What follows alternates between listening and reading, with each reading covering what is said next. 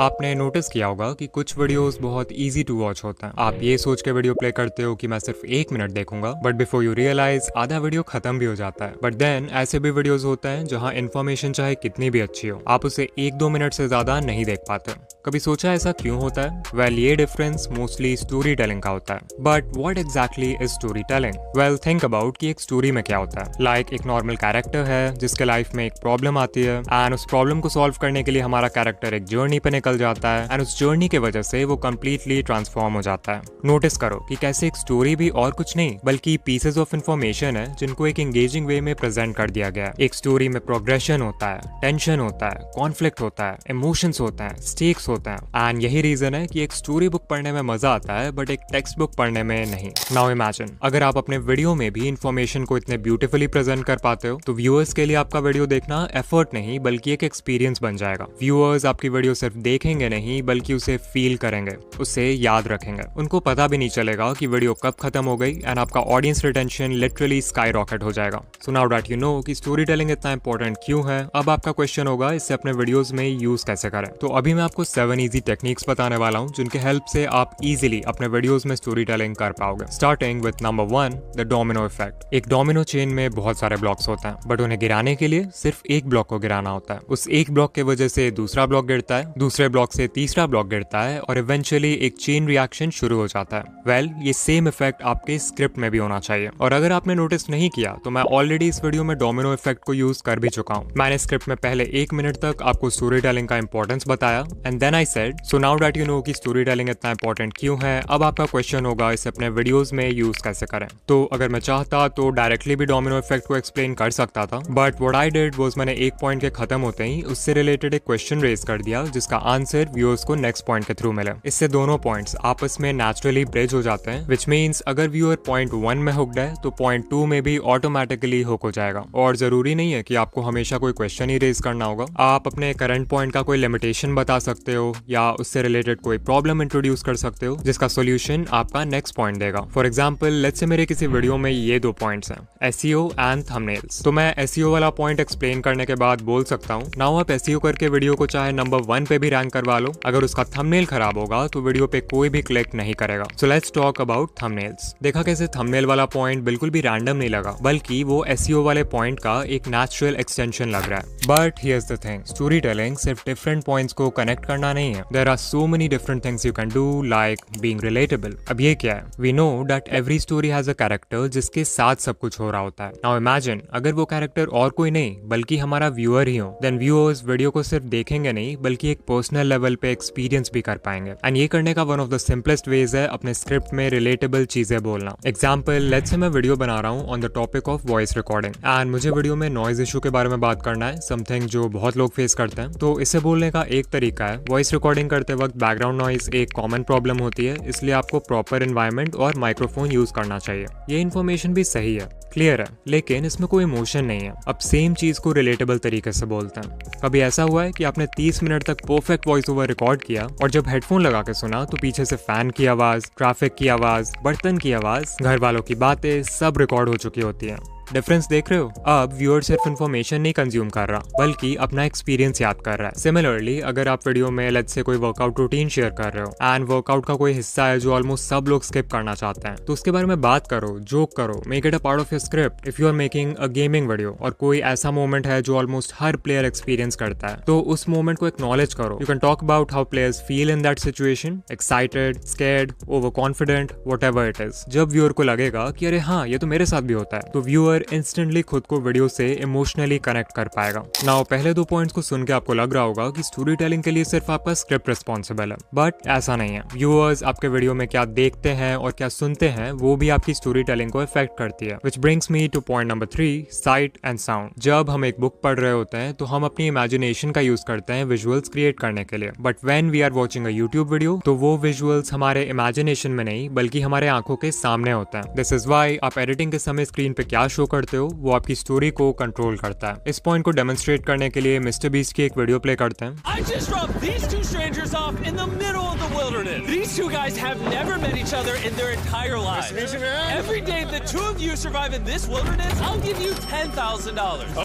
Now Mr. Beast is an expert when it comes to visual storytelling. पहले Mr. Beast ने बोला, I just dropped these two strangers in the middle of the wilderness. And इस point को visualise करने के लिए literally एक zoomed out shot दिखाया है पूरे विल्डरनेस का, जिसके बीच में वो लोग खड़े हैं। इसके बाद जिमी ने बोला है, These two guys have never met each other. And इसको विजुअलाइज करने के लिए एक सीन दिखाया है जिसमें वो दोनों कंटेस्टेंट्स अपना फेस रिवील कर रहे हैं। फाइनली जिमी ने बोला है कि जितने दिन वो लोग यहाँ सर्वाइव करेंगे मैं उन्हें $10,000 दूंगा, जिसको शो करने के लिए एक शॉट है मिस्टर बीस्ट का opening a briefcase full of money. In short script के हर लाइन को मैच करने के लिए बेस्ट पॉसिबल विजुअल का यूज किया गया। आपको लग सकता है कि चलो ये कोइंसिडेंस से मैच हो गया होगा, बट मिस्टर बीस्ट के एडिटर्स लिटरली घंटों स्पेंड करते हैं स्क्रिप्ट से मैचिंग परफेक्ट विजुअल्स क्रिएट करने में। ये स्टोरी टेलिंग एडवाइस सुनने में शायद बेसिक लगे, बट नए क्रिएटर्स इसको हमेशा इग्नोर करते हैं। मोस्टली वो ऐसा बी रोल या मोशन ग्राफिक यूज कर रहे होते हैं जो उनके स्क्रिप्ट से मैच नहीं करता, या फिर बहुत देर तक स्क्रीन पे टॉकिंग हेड फुटेज शो कर देते हैं which makes the viewers loose interest. इसके अलावा एक इनविजिबल लेयर भी है जो आपकी स्टोरी टेलिंग हमेशा कंट्रोल करता है बट कभी दिखता नहीं है, sound design. You might say कि भाई मैं तो अपने वीडियो में कुछ खास साउंड डिजाइन करता भी नहीं हूँ, but even a simple background music and a few sound effects can elevate the story that you are trying to tell. Like जो मिस्टर बीस्ट की क्लिप हमने कुछ देर पहले देखी, एक बार उसको रिवाइंड करके देखो एंड इमेजिन करो कि अगर उसमें background music and sound effects नहीं होते तो वो कितना इमोशनलेस होता। नाउ प्रॉब्लम ये नहीं है कि क्रिएटर्स बैकग्राउंड म्यूजिक यूज नहीं करते, प्रॉब्लम ये है कि उनको वैसा बैकग्राउंड म्यूजिक नहीं मिल पाता है जो उनके स्टोरी के मूड को मैच करे। और यहीं पे काम आता है एपिडेमिक साउंड, जो कि हर क्रिएटर के लिए बेस्ट साउंड ट्रैकिंग प्लेटफॉर्म है। इनके कैटलॉग में 50,000 से ज्यादा म्यूजिक ट्रैक्स और 2 लाख से ज्यादा साउंड इफेक्ट्स हैं, और ये सब रिस्ट्रिक्शन फ्री हैं, व्हिच मींस आपको कॉपीराइट क्लेम्स की चिंता करने की जरूरत नहीं है। एपिडेमिक में अकाउंट क्रिएट करने पर सेफ लिस्टिंग का फीचर मिलता है, जहां आप अपने सारे सोशल मीडिया हैंडल्स को लिंक कर सकते हो, जिसके बाद आप इस साइट से कोई भी एसेट यूज कर लो, कोई प्रॉब्लम नहीं होगी। द बेस्ट पार्ट इसकी हमें यहाँ जॉनरा, मूड, थीम, आर्टिस्ट, हर कैटेगरी के हिसाब से ट्रैक्स मिल जाते हैं, तो किसी भी वीडियो के लिए म्यूजिक फाइंड करना बहुत इजी लगता है। इनका एक AI पावर्ड असिस्टेंट भी है जो आपके लिए पर्सनल म्यूजिक सुपरवाइजर का काम करेगा। यहाँ आप सिंपल वर्ड्स में अपने वीडियो को डिस्क्राइब कर सकते हो और ये असिस्टेंट आपको उसके हिसाब से परफेक्ट बैकग्राउंड म्यूजिक और साउंड इफेक्ट सजेस्ट कर देगा। एपिडेमिक के लैब्स में जाओगे तो आपको इनका स्टूडियो फीचर मिलेगा, जहाँ आप डायरेक्टली अपना वीडियो का ड्राफ्ट अपलोड कर सकते हो और इनका AI वीडियो की पेसिंग एंड मूड को एनालाइज करके उसमें बैकग्राउंड म्यूजिक और साउंड इफेक्ट्स अपने आप लगा देगा, जिससे आप लेटर ऑन एडिट भी कर सकते हो अपने हिसाब से। आपके सारे फेवरेट यूट्यूबर्स अपने चैनल के लिए एपिडेमिक यूज करते हैं एंड मैं भी अपने sound effects and background music यहीं से लेता हूँ। Since you guys always ask कि मैंने अपने वीडियो में कौन सा म्यूजिक यूज किया है, तो मैंने आप लोगों के लिए एपिडेमिक पे एक प्लेलिस्ट भी बना दिया है जिसमें वो सभी म्यूजिक ट्रैक्स और साउंड इफेक्ट्स हैं जो मैं अपने वीडियो में यूज करता हूँ। एपिडेमिक साउंड को आप सिर्फ ₹199 पर मंथ पे एक्सेस कर सकते हो, लेकिन अगर आप डिस्क्रिप्शन वाले लिंक पे क्लिक करते हो और चेकआउट के वक्त मेरा कोड डिकोडिंग यूज करते हो तो आपको 2 मंथ्स के लिए एक 50% ऑफ डिस्काउंट मिलेगा।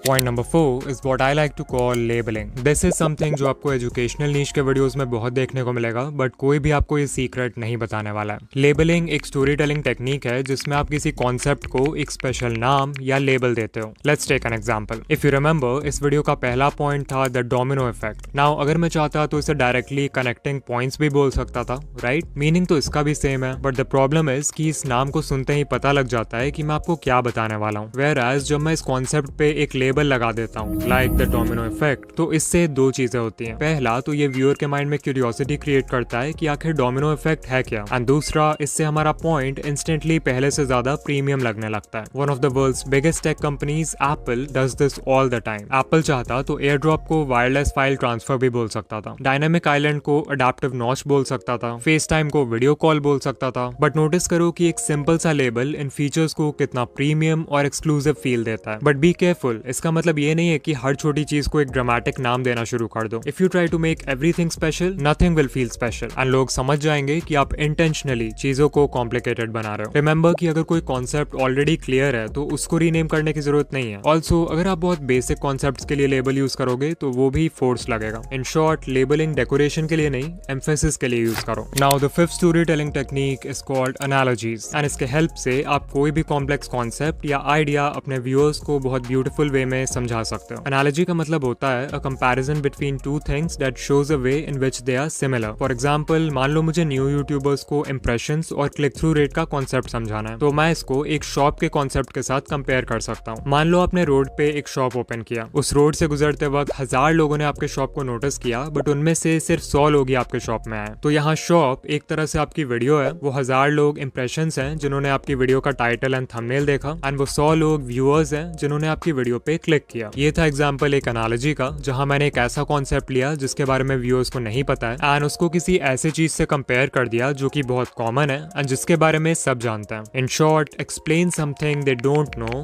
Using something they know. इससे ऑफ कोर्स वो कॉन्सेप्ट इजी टू अंडरस्टैंड हो जाता है, इंटरेस्टिंग हो जाता है, प्लस उसको याद रखना भी आसान होता है since it's connected to real life. And honestly अच्छे एनालॉजीज क्रिएट करना भी एक आर्ट है। इसके लिए आई रिकमेंड कि आप अपने डेली लाइफ में चीजों को देखो और उनको एक दूसरे से रिलेट करने की कोशिश करो। Also remember that analogy perspective भी कंट्रोल करती है। फॉर एग्जाम्पल, अगर मैं यूट्यूब ग्रोथ को लॉटरी बोल दूं तो आपके माइंड में क्या इमेज आएगी? Luck and randomness. बट अगर मैं यूट्यूब ग्रोथ को कंपाउंड इंटरेस्ट बोल दूं तो वो इमेज इंस्टेंटली चेंज हो जाती है। Patience, time, gradual growth. Topic same है बट एनालॉजी चेंज करते ही माइंडसेट भी चेंज हो गया। स्टोरी टेलिंग टेक्निक नंबर 6 है अपने वीडियो में स्टेक्स इंट्रोड्यूस करना। अभी मेरे पास वीडियो के लिए 2 डिफरेंट हुक्स हैं। सच बताना कि इनमें से कौन सा आपका अटेंशन जल्दी ग्रैब करेगा। If you want 1K subscribers you need to do this, या फिर if you don't do this you will never reach 1K subscribers. Now even though ये दोनों हुक्स एक तरह से सेम बात कन्वे कर रहे हैं, दूसरा वाला हुक हमेशा ज्यादा अटेंशन ग्रैब करेगा बिकॉज हमारा ब्रेन सर्वाइवल के लिए वायर्ड है। इसलिए वो अपॉर्चुनिटी से ज्यादा थ्रेट्स को प्रायोरिटाइज करता है। When I say